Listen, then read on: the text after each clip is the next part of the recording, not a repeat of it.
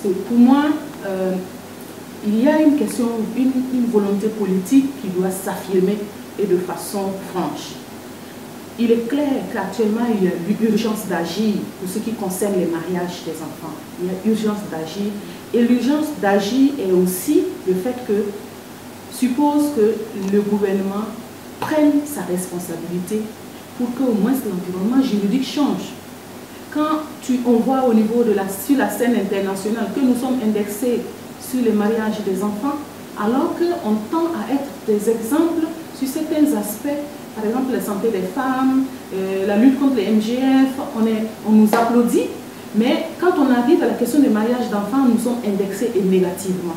Là, j'interpelle vraiment les autorités, l'Assemblée nationale, parce que si on dit aujourd'hui que le Code des personnes de la famille, en révision depuis longtemps, n'arrive pas à l'Assemblée, et que nous savons qu'il y a des priorités dans ce code-là, y compris les priorités, par exemple, sur le fait qu'on doit lutter contre les mariages des enfants, et que l'action du Parlement peut nous aider à avoir des lois et des voies nécessaires qui nous légitiment à faire ces actions.